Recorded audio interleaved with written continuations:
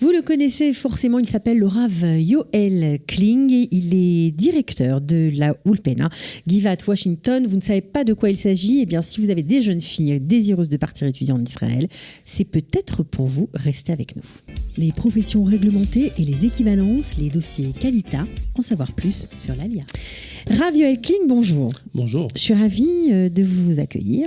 Voilà, et surtout que vous prenez de nouvelles fonctions dans cette belle Ulpena de Givat Washington à Ashdod.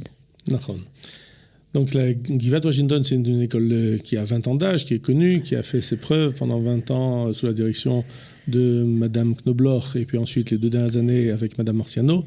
Des jeunes filles qui se sont épanouies au niveau du judaïsme, au niveau de leurs connaissances, qui ont passé un bac avec brio.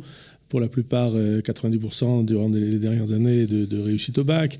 Et surtout une intégration ensuite en Israël qui est également réussie, puisqu'on est de temps en temps invité, puisque ma femme enseigne là-bas, ça fait des années, donc on est de temps en temps invité à leur mariage et on a la chance de les voir donc évoluer, grandir et s'intégrer en Israël. Ouais, et ça c'est très chouette. Alors, Givat Washington, c'est une année d'études, on passe son bac, c'est plusieurs années d'études. C'est plusieurs années d'études. On peut arriver à partir de la classe de 3e. Donc on étudie 3e, seconde, première et terminale. On peut également arriver en seconde ou en première.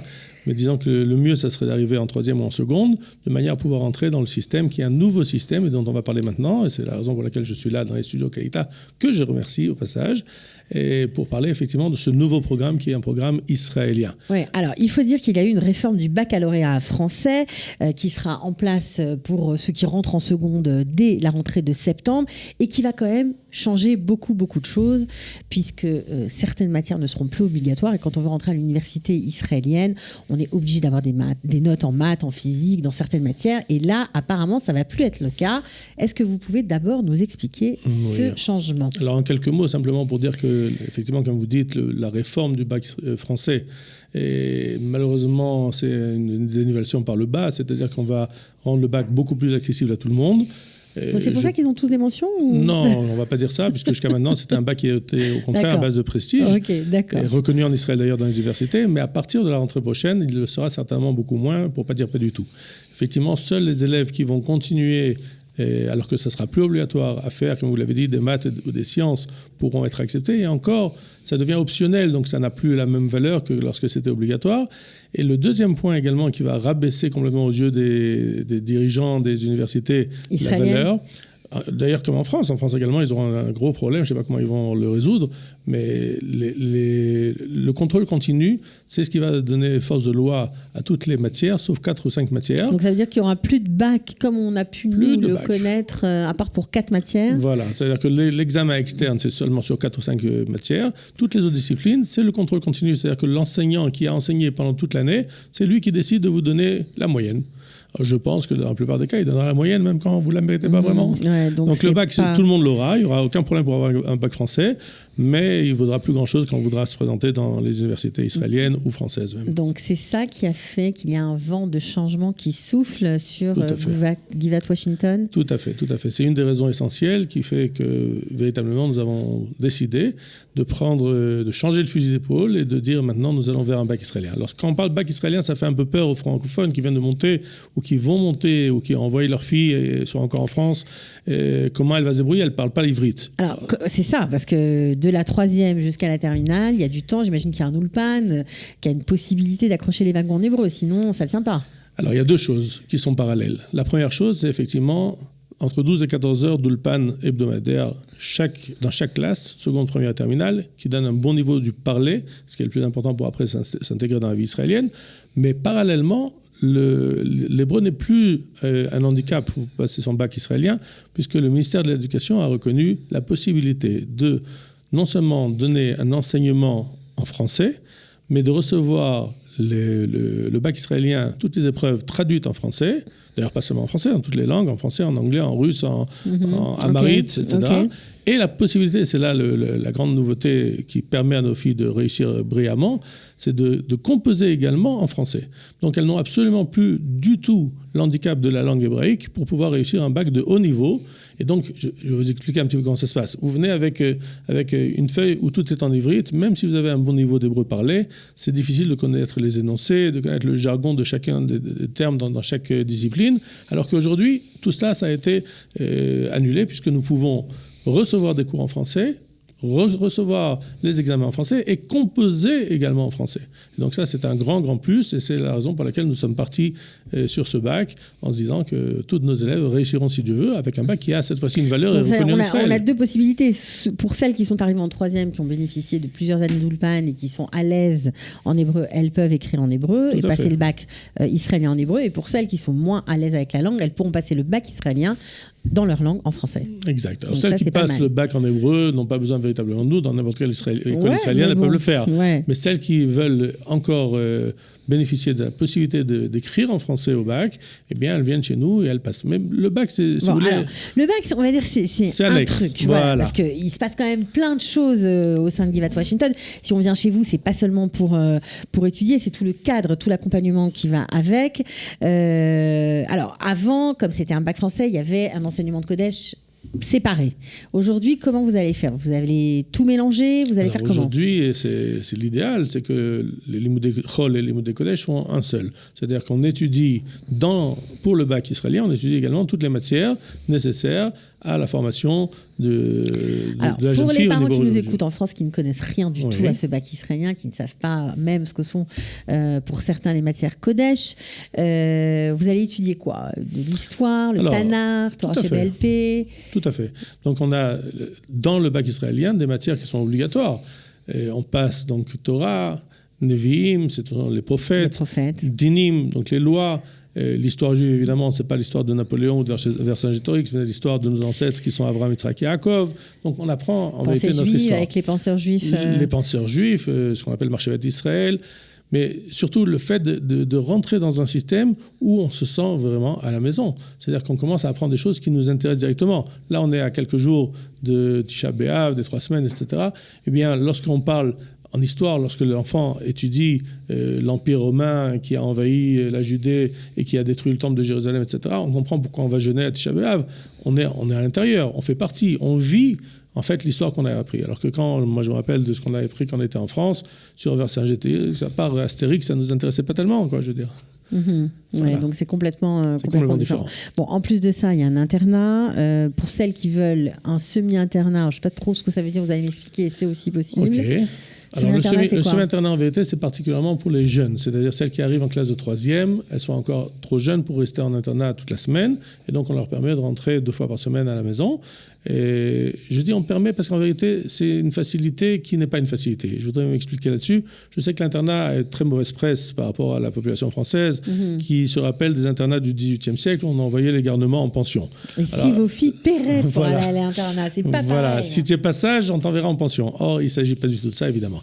Lorsque nous parlons d'internat chez nous, on parle d'un internat actif où des madrichot sont là pour accompagner les enfants, des benot chirut, des madrichot, une responsable d'internat qui sont 24 heures sur 24 à disposition des enfants, qui sont des grandes sœurs, qui sont un petit peu des mamans et qui vont donner toute l'affection, mais pas seulement l'affection, qui vont donner en vérité beaucoup. C'est-à-dire que tout ce qu'on peut faire passer à l'intérieur de l'internat parce que les enfants sont chez nous 24 heures sur 24, ce ne sont pas des choses que nous pourrions faire passer à l'intérieur des cours. Donc des conférences, un travail suivi. Par exemple, 2 fois par semaine, des étudiants viennent, puisque c'est un grand campus universitaire, donc en vérité, on a la possibilité d'utiliser énormément de choses qu'il y a autour de nous dans Givat Washington. C'est un campus universitaire, donc on peut y passer après le bac, faire des études poussées. Et donc, on va utiliser ce genre de personnes qui sont donc des étudiants et des étudiantes pour renforcer le soir, faire les devoirs avec les enfants. 2 fois par semaine, on pourra donc avoir du soutien et des devoirs surveillés avec des étudiantes en anglais, en maths et en hébreu. Donc, le campus nous permet de mettre tout ça en valeur, et puis surtout, ça nous permet d'aider les enfants et de les suivre dans un soutien scolaire. En dehors de ça, il y a des activités extrascolaires dont on n'a pas encore parlé. On va en parler, mais je reviens au scolaire, à l'accompagnement informel, on va dire. Quand vous voyez, parce que vous les voyez vivre sous vos yeux à l'internat, des jeunes qui ont des difficultés dans certains domaines, vous pouvez mettre en place un accompagnement personnalisé? Absolument, mais d'abord, le seul fait d'avoir 2 fois par semaine le soir, de 8h à 10h, les devoirs sont surveillés. Donc, ils sont surveillés par par des Ils sont pas largués dans la Ils nature. sont pas largués. Ils ont d'abord d'autres copines qui travaillent avec elles, donc on peut toujours demander de l'aide. Mais en plus, il y a des gens qui ont la possibilité de les aider à faire leurs devoirs. Donc ils sont suivis. S'il y a un problème, on le voit immédiatement. Et donc on peut évidemment rectifier le tir. Bon, alors bien sûr, il y a aussi, à part toute cette partie qui est importante, il faut bien le noter, scolaire, pour ces jeunes qui débarquent en Israël, qui ne connaissent pas vraiment le pays, vous avez bien sûr un programme d'excursion incroyable. Tout à fait. Du nord au sud. On voit, Tout à fait. On voit plein de choses, on s'attache. On s'attache aux choses, on apprend à connaître le pays par les pieds, c'est-à-dire en marchant, en découvrant. Ouais. Peut-être hors des sentiers battus, c'est-à-dire qu'on ne va pas aller sur le kikar d'Atzmaout de Netanya, ce n'est pas vraiment le but. Ça, ils peuvent le faire tout seul. Ça, ils le font avec leurs parents, ils le font suffisamment bien, et c'est là ils peuvent me guider davantage. Par contre, on va les amener dans des endroits qu'ils n'ont pas l'habitude de connaître. Il y a des endroits tellement magnifiques, que ce soit dans le Negev, que ce soit jusqu'à Eilat, avec les pierres rouges de Eilat, la mer Morte, et également, évidemment, dans le nord, avec le Golan, le Galil. Donc, il y a énormément d'excursions, et toutes ces excursions permettent à l'enfant de s'intégrer davantage, d'aimer davantage sa terre et son pays. De comprendre où il a atterri, tout simplement. De comprendre le lien qui le lie à cette terre, ça c'est clair. Alors, ça coûte cher tout ça? Alors on va parler. On est bien obligé. Oui, on va parler également de ça. Et d'ailleurs, en vérité, je suis très heureux de parler de ça parce que c'est l'école sans doute la moins chère dans le monde entier, étant donné que je me rappelle encore les frais de scolarité qu'on payait lorsqu'on avait des élèves en France dans les écoles juives, où malheureusement tout était à la charge des parents. Et bien ici, étant donné que le ministère de l'Éducation nous aide, donc nous avons la possibilité d'offrir tout ce dont on a parlé, y compris l'internat complet, les Shabbatot dont on n'a pas encore parlé mais qui se trouvent également à l'intérieur du programme, les excursions, etc., pour une somme qui ne dépasse pas 200 € par mois. 200 € par mois? Voilà, ça va jusqu'à, c'est pas cher, dans le pire des cas, 1800 ou 1900 € pour l'année. Donc véritablement, les frais de scolarité sont tout à fait raisonnables. Et on peut diviser ça en 10, donc il n'y a aucun problème pour payer tout cela. Et on peut payer ça par carte bancaire, on peut payer ça de toutes sortes de manières. Bon, vous êtes flexible au niveau de ça. Alors, est-ce qu'on peut commencer à s'inscrire? Est-ce que les inscriptions pour le mois de septembre sont ouvertes? Elles sont bientôt fermées, comme j'ai dit. D'accord, bientôt fermées, mais est-ce qu'on peut se décider au dernier moment? On peut se décider au dernier moment si on ne s'est pas encore décidé, pour venir en seconde, pour venir en troisième, en seconde ou en première. Celles qui viendraient pour finir leur bac, parce qu'elles viennent de faire leur terminale, viennent de faire leur alia, par exemple, à ce moment-là, la terminale, on continue à faire une terminale francophone, étant donné que ceux qui ont fait jusqu'à maintenant le cursus français jusqu'à maintenant, la nouvelle loi ne vont pas changer. Voilà, la nouvelle réforme ne s'applique pas à elle. Donc, celles qui viennent en terminale font un bac S ou un bac ES, comme c'était dans l'ancien temps. Et par contre, celles qui rentrent en seconde ou en première vont faire un bac israélien directement. D'ailleurs, dans ce bac israélien, on a parlé un petit peu des possibilités qu'on a dans la Giva. Une des choses qu'on a ouvertes l'année dernière également à la Giva, qui a très très bien marché, les filles sont très, très contentes d'y participer, c'est un cours d'infographie. L'infographie aujourd'hui, c'est très à la mode, c'est du graphisme par ordinateur, ça permet de faire des logos, ça permet de faire des cartes de visite, etc. Donc c'est en plus de tout ça, elles sortent avec une formation d'infographie. Une formation, absolument. Pour toutes celles qui sont intéressées, elles peuvent faire une formation d'infographie en plus. Et ça dure 2 à 3 ans. Et là, on sort avec un diplôme également de la Giva, donnant la possibilité ensuite de rentrer et de travailler immédiatement. Bon, alors, vous n'y tenez plus, je le sais, vous voulez le numéro de téléphone pour vous inscrire, je vous le donne. 052 899 04 16, voilà, il y en a un autre aussi. 08 851 19 79, vous pouvez bien sûr les contacter sur Facebook, Givat Washington, tout accroché. Voilà, vous pourrez aussi contacter le Rav Yoel Kling si le cœur vous en dit, c'est le portable, c'est son portable que je vous ai donné, je le redonne, 052 899 04 16, voilà. Qu'est-ce qu'on peut vous souhaiter pour l'année prochaine? Plein d'inscrits? D'abord, plein, pas forcément, parce qu'on veut rester une école familiale, donc on veut pas dépasser... Il y a combien par classe? Voilà, on ne veut pas dépasser la cinquantaine d'élèves dans toute l'école, 50-60 élèves à tout casser. On veut garder une petite école parce que nous avons un contact privilégié avec chacun des élèves, chacune des élèves. On veut véritablement pouvoir les suivre, les accompagner, et ça, on ne peut pas le faire quand on dépasse la centaine d'élèves. Si certains parents veulent parler avec des filles qui ont déjà passé quelques temps dans votre établissement, vous pouvez les mettre en contact. Tout à fait, bien sûr. Ouais, ils sont cool, il n'y a pas de problème. Ouais, non, mais c'est vrai, c'est important. On peut même venir sur place. Je veux dire, cette année, on a reçu des locaux totalement neufs. Ouais. Donc, les vieilles classes, on les a laissées tomber. Et les appartements qui étaient des appartements assez rustiques, il faut le dire, aujourd'hui ont été échangés contre un building neuf qui vient d'être créé. Ouais. Donc, tout est neuf. Super conditions. Voilà, les conditions sont très, très agréables. Et c'est pas cher. Et ça fait partie. C'est pas très cher. Non, mais c'est vrai. C'est vrai. Parce que parfois, on veut monter en Israël, mais malheureusement, financièrement, ça le fait pas. Donc, Voilà. Je voudrais juste ajouter simplement que ceux qui se trouvent déjà en Israël et qui malheureusement n'ont pas réussi leur alia au niveau de l'intégration dans les écoles, parce que justement c'est tout en hébreu et pour les enfants c'est de l'hébreu, c'est-à-dire c'est difficile, eh bien elles peuvent venir chez nous évidemment et rentrer dans ce même système du bac israélien, mais en langue française. Ok, extra. Merci beaucoup, Rav Yoel Klein. Grand plaisir. Toda rabba. Merci à vous. Les professions réglementées et les équivalences, les dossiers Qualita, en savoir plus sur l'ALIA.